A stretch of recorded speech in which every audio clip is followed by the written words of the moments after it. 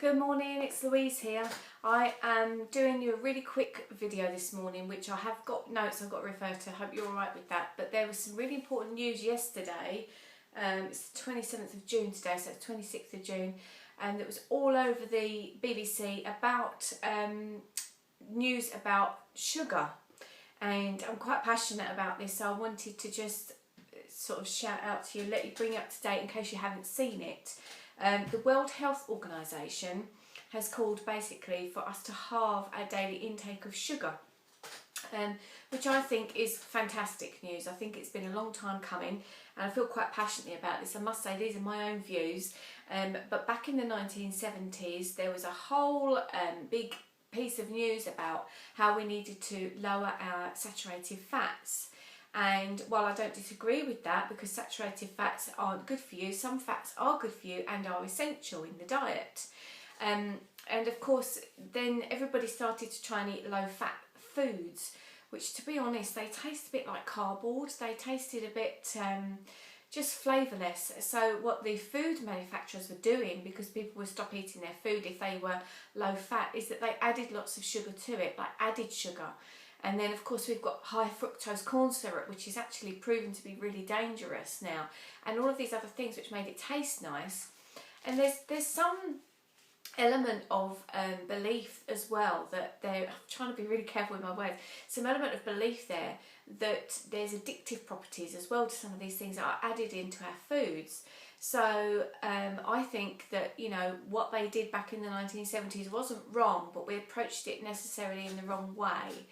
And everything sort of got so much more sugar added to it. And of course what happened to the obesity epidemic then is it just started to soar, and a lot of people got bigger and bigger, and for some reason now they're cottoning on that sugar might be a trigger. And I'm so pleased that it's finally becoming, well, on the news. I mean, I was at the gym yesterday and the screens that were up in front of me, they had the you know, all the subtitles they have on them, and I was reading it and I was so excited and I thought I must get up early this morning and do you a nice video. So the World Health Organization have said that added sugar, including honey and fruit juice, needs to be taken into account with these new legislations. And what they're saying is that 5% of our daily intake of calories should be made up of sugar and no more. And 1 can of pop, which is 330 millilitres, uses up that 5%. That's kind of as an average guide. Now I've got some other notes here I'm just referring to on my laptop. There's a gentleman called Professor Ian MacDonald, and he's the chairman of the SACN Working Group on Carbohydrates. He said, I can quote him because it's like that on this BBC website, "The evidence that we have analysed shows quite clearly that high free sugars intake in adults is associated with increased energy intake and obesity. There's also an association between sugar-sweetened beverages and type 2 diabetes." So you can see it's like obviously really important stuff. And he says by reducing it to 5%, you would reduce the risk of all those things, and the challenge would be to get there. So yeah, in a nutshell, they're giving you like grammage on depending on your age and obviously whether you're male or female, which goes in line with your calorific intake as well. But the general message here, which I wanted to just point out to you, is that there's a lot of news out there at the moment, and they're saying that, you know, if you watch your sugar intake and keep it lower, it's going to be better for your health. And I totally agree with that, and I can, for one, put my hand up and say that my health has improved when I started to lower my sugar intake. And the thing is as well, it tastes really nice, and they deliberately make everything taste really nice, and we are all quite sort of like enjoying these sorts of things. But just, I mean, I'm a believer of the 80-20 rule. Perhaps I'll do another video on this, which means that 80% of the time be really mindful of what you're eating, and just 20% of the time you might want to let yourself just have a treat.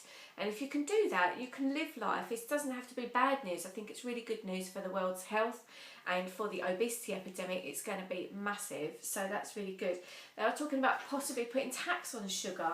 I don't think that that's going to help. I think if they put tax on sugar, people are just going to be spending more money, basically they're just gonna, sorry, just a message came in. They're just basically gonna make you end up paying more money for the foods that you want. You'll still get it. I mean, it's like when they put tax on things like alcohol and cigarettes, people still go and pay, you know, good money for it. And so I don't think that's really going to help. I think that we need education more. We need to be educated more onto, you know, the positive effects on how great you can feel. And if, you know, I've had a family member who had diabetes, and if you sort of see evidence of exactly what this can do to people, it does educate you and makes you think, hang on a minute, you know, I'm going to rethink things here a little bit, start taking care of my own health a bit better. So what they're not saying don't have any sugar, they're just saying like lower your intake and be careful, and I think it's really good news. And you know, I hope that you'll go and do a little bit of research yourself and, you know, get on board with it as well. So if you like this video, please give me a thumbs up and subscribe for more tips about, you know, healthy things through your nutrition, and have a lovely day.